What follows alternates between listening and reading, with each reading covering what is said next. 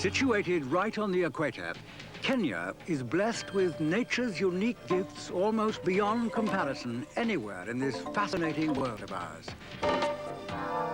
From the inland capital city of Nairobi, it is a 6-hour drive or an hour's flight to the luxurious ocean resort of Mombasa.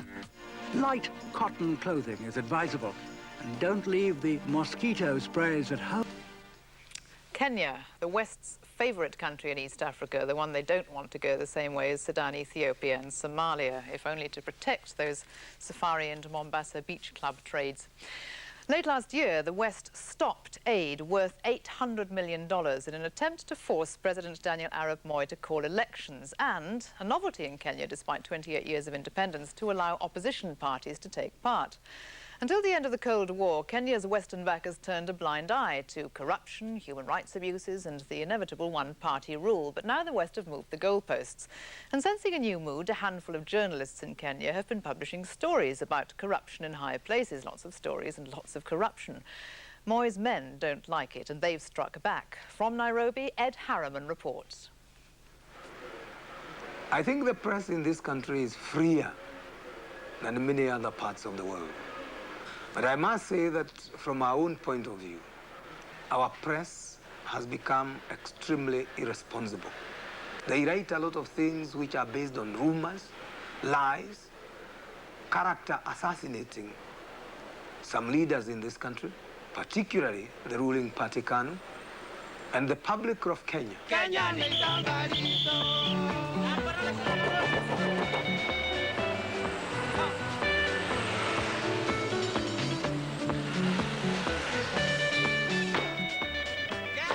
The publication the Kenyan government most hates is this one, the weekly magazine, Society.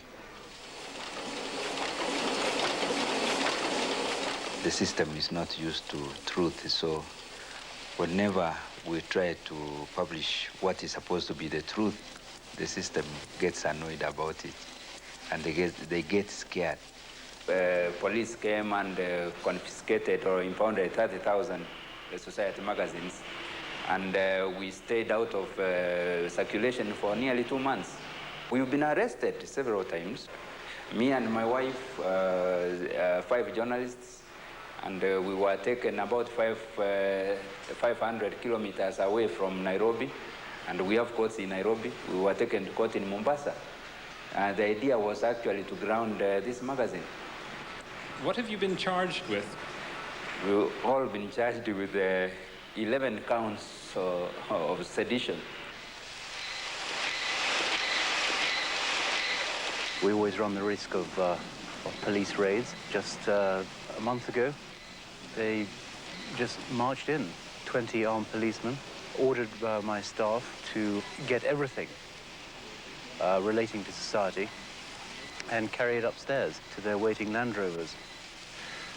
They didn't produce any court order or any legal warrant in support of their action. They just took it. Do you think there's press freedom in Kenya? It's getting there. Getting there? The authorities say there is. I think there is more now than there was before. And I think that's as a result of magazines and publishers like Nyamora with Society having the courage to continue. We've had people coming to tell us how police have mistreated them in police cells, and we publish it. And it is, I think it is the first time in Kenya that at least the media now, particularly our magazine, is exposing these kind of things.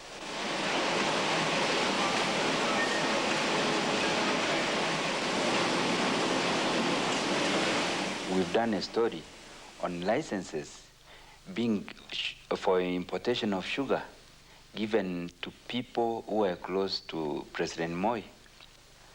We've done stories about land allocation, which we felt that it was allocated to very influential people and very close to Moi also. But Society too has friends in high places. How important has the American ambassador been for the expansion of press freedom in this country? Oh, I think very instrumental indeed. He's been determined to push it through, and he's shown people, really, in public, through the media, that he's going to stand by his aims. And I think a lot of people have taken courage, a lot of publishers here have taken courage from his stance and been more outspoken. So you encourage the opposition to the government here? I don't encourage the opposition, I encourage democracy in the democratic process. And that includes the encouragement of a press which carries corruption stories week after week? I suppose that's so. You can be comfortable with that? I'm more comfortable with the stories than I am with the fact of the corruption. I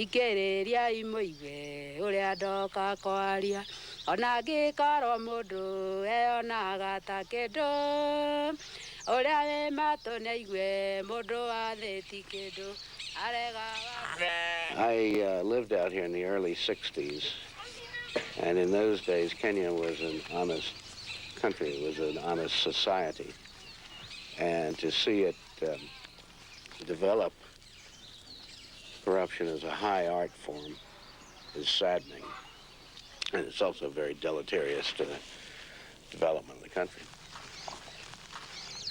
The American ambassador has been very, very encouraging, particularly to the local people, because the fear which Kenyans used to have that we cannot talk is not there now.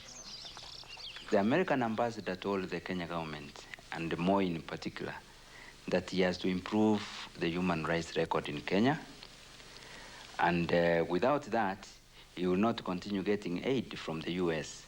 And whenever we've, particularly in society, got into trouble, the Americans have talked, the ambassador himself has sometimes protested, sometimes quietly, sometimes through the media, and that has helped us quite a great deal.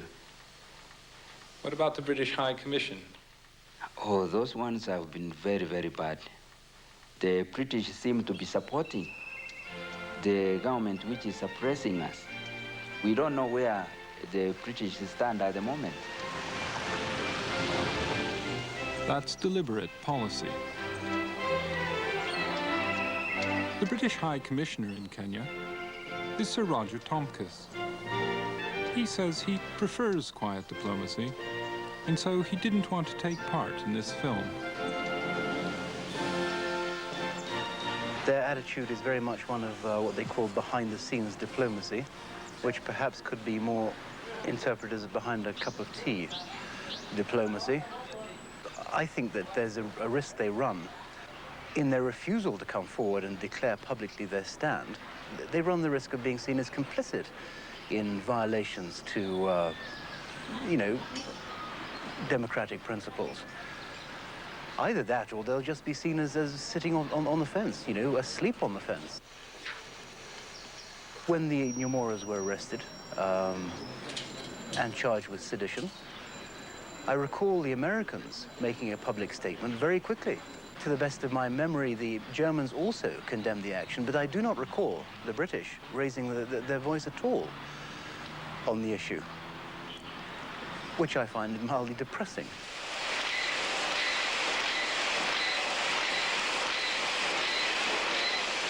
What do you think of the attitude taken by the American ambassador here? Do you feel that's an appropriate role for an ambassador to take? To us, it is not. And I think the public of Kenya has been very bitter against the American ambassador here for appearing to be siding with the opposition parties in this country. What is your view of the role that the British High Commission has taken? As far as we are concerned, the British High Commission here in Nairobi has been very understanding, has not appeared to be taking sides. In any case, the High Commissioner has not come out and criticized KANU or the government for anything to do with the press.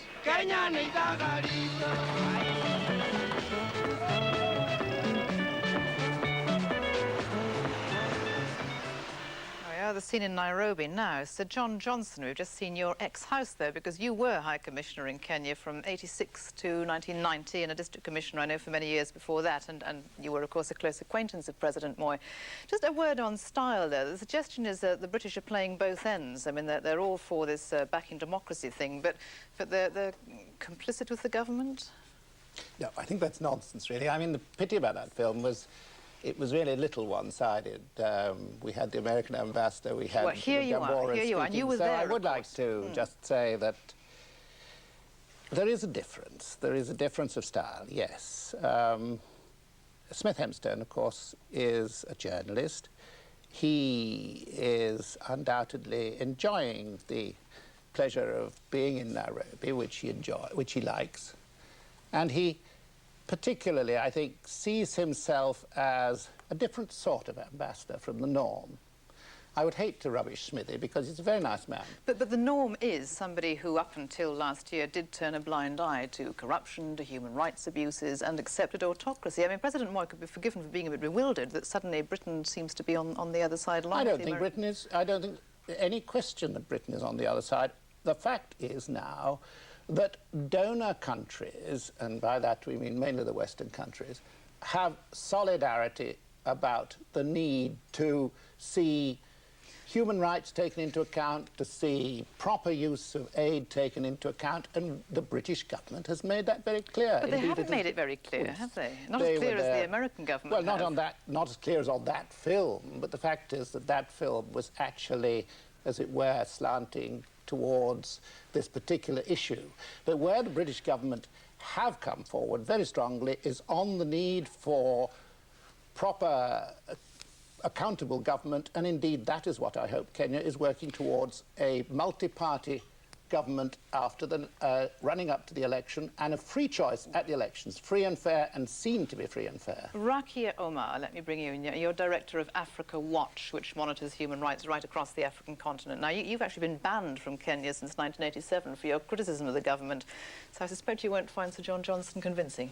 No, I don't find that argument convincing. Just to put the record straight, I've not been allowed there since 1989.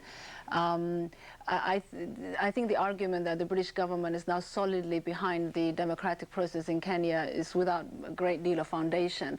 The British government went along with other donors after the meeting organized by the World Bank only in November of last year, by which time there were years of solid evidence that the Kenyan government was committing gross human rights abuses on a wide scale, as well as being guilty of corruption. By that I mean detention of political critics, I mean torture on a wide scale. The other guest you have here will detail his own experiences, stifling of press freedom, appalling prison conditions. Kenya has one of the worst prisons in the world, I would say, and not only by African standards, overcrowding, denial of medical attention, especially to political detainees, and a wide range of other abuses. Britain, like many other governments, had evidence of this all along, so it's a little difficult to understand why suddenly in November 1991 Britain decided it, after all, had some evidence of this, went along with other donors. Kariuki Gathitu, you were detained for 2 years without charge under President Moi, and I believe you were tortured while you were in prison. What happened?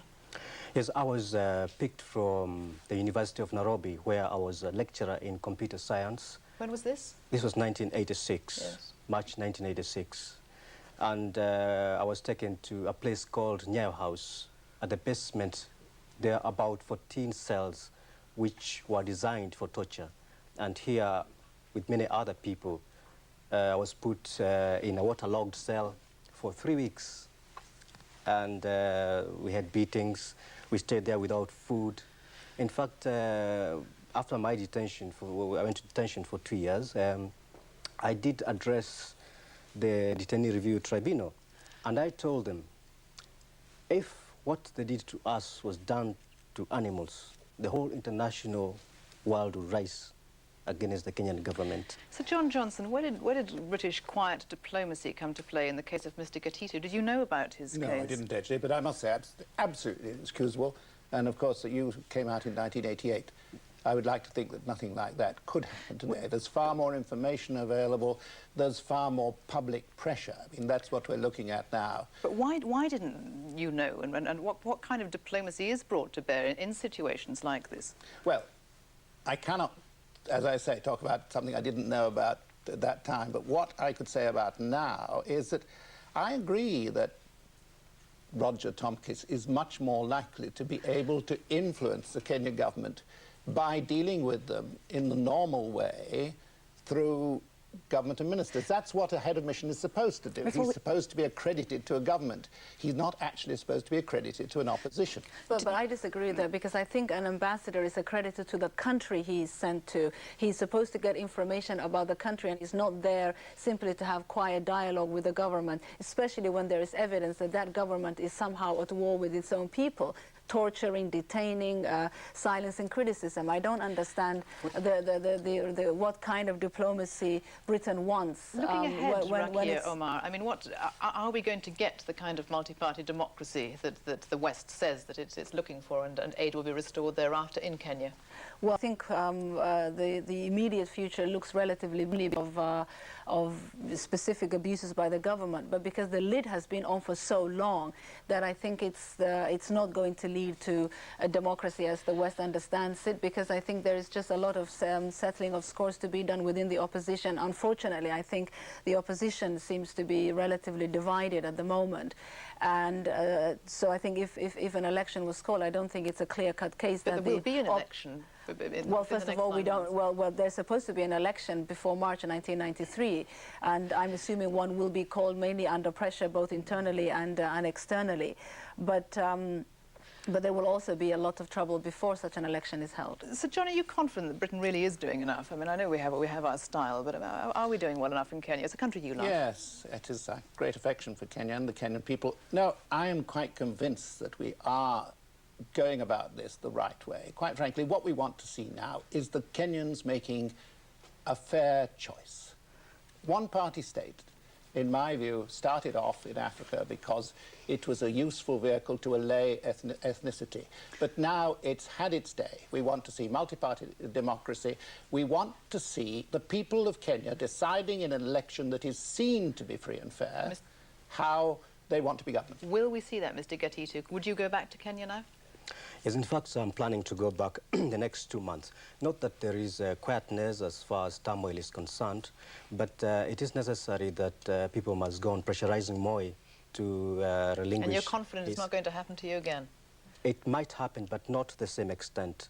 I'm not saying that there is freedom now today. No, there is still, for example, just 2 weeks ago, somebody was arrested for imagining the death of the president. So it's still continuing. I'm yes, afraid we'll have to leave it there, but thank you all very much indeed.